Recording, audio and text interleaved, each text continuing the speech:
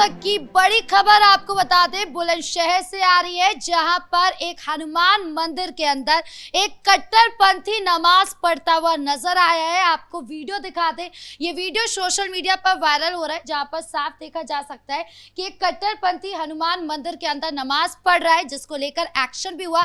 3 लोगों की गिरफ्तारी हुई है। और यही नहीं, सहारनपुर से भी एक मामला सामने आया, जहां पर शिव जी के ऊपर, भगवान शिव के ऊपर टिप्पणी करने वाले पर भी एक्शन हुआ है। तो क्या कुछ चल रहा है माहौल बताएंगे आपको। मेरे साथ मौजूद है मेरे सहयोगी नवेंदु जी। सर, सबसे पहले बात करें बुलंदशहर की, तो यहाँ पर एक मंदिर के अंदर जानबूझकर एक कट्टरपंथी नमाज पढ़ता हुआ नजर आ रहा है, जिसके बाद सवाल उठ रहा है कि क्या ये लोग जानबूझकर ऐसी चीजें करते हैं। देखिए, जानबूझकर ही ऐसी चीजें करते हैं, और सिर्फ मंदिर में नहीं करते, जहां इनको मौका मिलता है वहां ये लोग शुरू हो जाते हैं। ये मामला बुलंदशहर का है, औरंगाबाद इलाके के ओलीना गांव का है। यहाँ पर ये जो व्यक्ति नमाज पढ़ रहा है, ये राजमिस्त्री का काम करता था और राजकुमार नाम के व्यक्ति के घर का ये निर्माण कर रहा है। और जब अचानक इसको घर जाने की जरूरत पड़ी दोपहर के वक्त, तो कहा जा रहा है कि वहां पर हल्की बारिश होने लगी, इस वजह से ये वहां पर रुक गया। और इसके साथ एक और था, इसका नाम असर मोहम्मद बताया जा रहा है, और इसके साथ इसका एक साथी नजर मोहम्मद भी है। ये अचानक से यहाँ नमाज पढ़ना शुरू कर देता है, और ये जो परिसर है ये हनुमान मंदिर का परिसर है। यानी हनुमान मंदिर में एक मुसलमान घुसकर नमाज पढ़ता है। आप देखिए ये कितनी बड़ी घटना है। इस पर बहुत सारी बातें करेंगे, लेकिन सिर्फ इसको आप उलट करके देख दीजिए। अगर कोई हिंदू किसी मस्जिद में जाकर पूजा कर लिया होता तो अभी तक तूफान मच गया होता पूरे देश में। लेकिन जिस तरीके से इन लोगों ने पूरे देश में जिहाद फैलाना शुरू किया है, अब लग रहा है कि ये रुकने वाला नहीं है। हालांकि उत्तर प्रदेश है तो योगी मॉडल के तहत ताबड़तोड़ एक्शन देखने को मिल रहा है, और इस मामले में 3 आरोपी बनाए गए। ये असर, नजर, ये दोनों कट्टरपंथी, और जिसका घर बनाया जा रहा था राजकुमार, क्योंकि उसके कहने पर ही ये लोग वहां पर गए थे। तो ऐसे में इन तीनों की गिरफ्तारी हो चुकी है, और बहुत जल्द इनके घर पर बुलडोजर एक्शन भी देखने को मिल सकता है। ये लोगों की डिमांड है सोशल मीडिया पर। मतलब अनुमति तो राजकुमार ने दी थी ना, तो फिर राजकुमार पर कोई एक्शन क्यों, मतलब उसने ऐसा क्यों किया। अनुमति देने वाला राजकुमार कौन होता है? ये राजकुमार की बपौती थोड़ी है, ये मंदिर उसका है। मंदिर किसी भी गांव का होता है, हिंदू समाज का होता है, और राजकुमार, अब उसके बारे में जब जांच पड़ताल होगी तो फिर पता चलेगा कि वो, उसकी मानसिकता क्या है, हिंदुओं को लेकर वो क्या खुद सोचता है। ऐसे में अब सवाल ये उठ रहा है कि राजकुमार पर एक्शन और क्या होगा, क्योंकि तीनों की गिरफ्तारी हो चुकी है। ये जो 2 जिहादी हैं, ये सीधे तौर पर समझ में आता है कि इन लोगों की मंशा थी, जानबूझकर ये हिंदू मंदिर में घुसे, वहां पर नमाज पढ़ी, और उसके बाद इन लोगों ने जिस तरीके से खुद को पेश किया, लग रहा है कि कोई बहुत बड़ा काम कर दिया। आप देखिए कि ये मामला कैसा है, कभी सड़क पर नमाज पढ़ेंगे, कभी ट्रेन में नमाज पढ़ेंगे, कभी मॉल में नमाज पढ़ते हुए वीडियो वायरल होता है।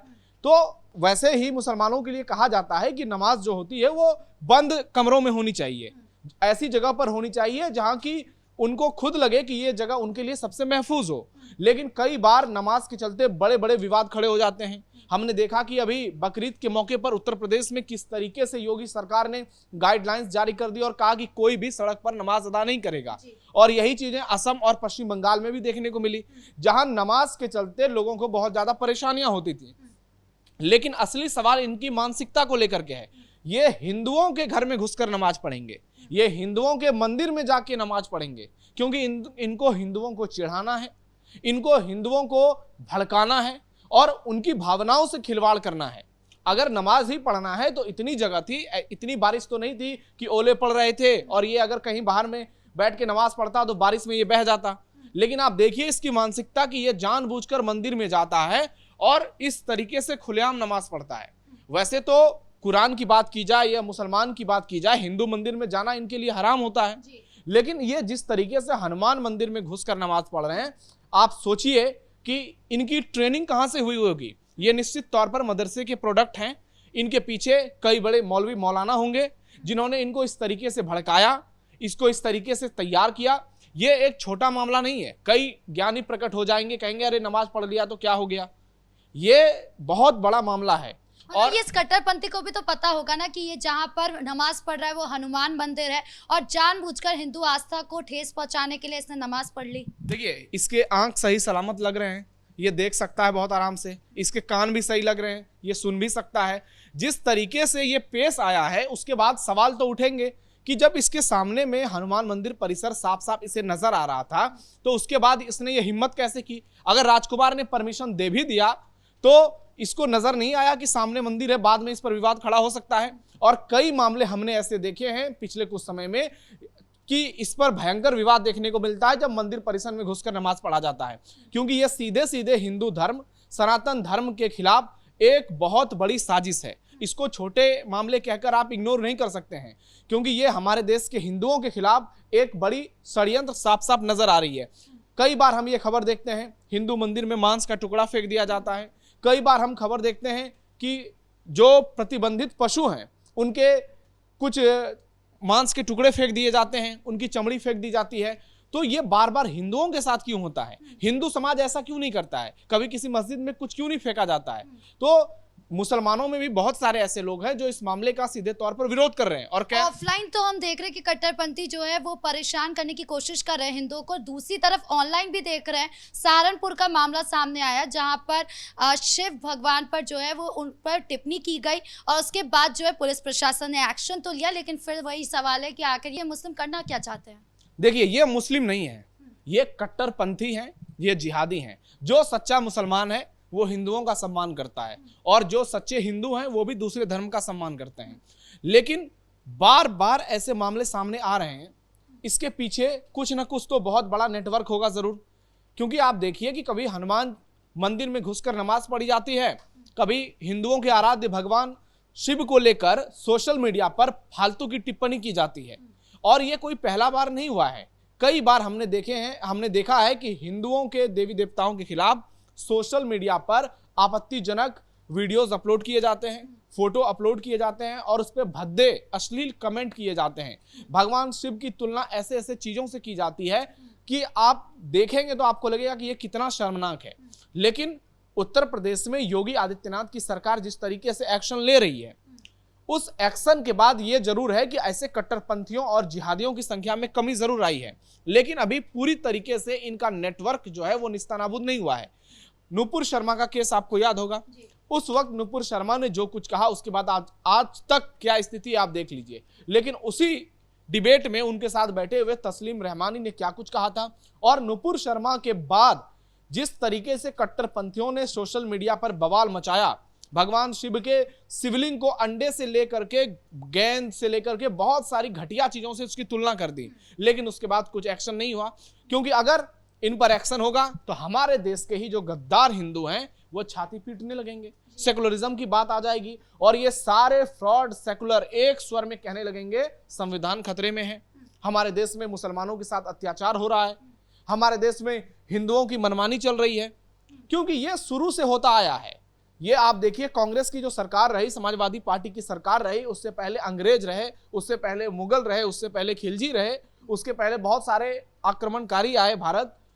उन लोगों ने जिस तरीके से विचारधारा को आगे बढ़ाया, हिंदुओं के खिलाफ एक सोची समझी रणनीति के तहत बड़ी बड़ी साजिशों को अंजाम दिया, लाखों हिंदुओं का कत्लेआम किया, उसके बाद हिंदुओं के मंदिर तोड़े, हिंदुओं के घर जलाए, हिंदुओं की महिलाओं के साथ दुष्कर्म किया।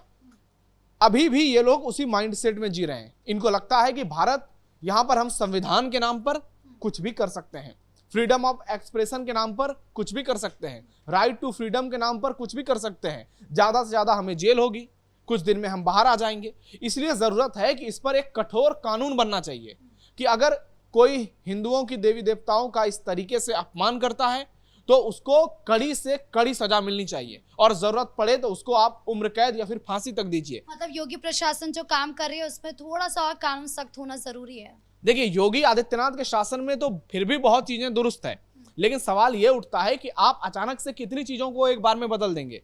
अगर अभी योगी आदित्यनाथ ताबड़तोड़ तरीके से एक्शन लेने लगे तो आप देखिए किस तरीके से पूरे उत्तर प्रदेश में विपक्षी पार्टी माहौल को खराब कर देगी। अभी एक असद का इनकाउंटर हुआ है, आप देखिए छाती पीट रहे हैं कुछ लोग और उसमें हिंदू ज्यादा शामिल हैं। उनको लगता है कि उसके अब्बू का इनकाउंटर हो गया मुसलमानों को, हिंदुओं में अलग ही सेकुलरिज्म को लेकर के नाटक चल रहा है।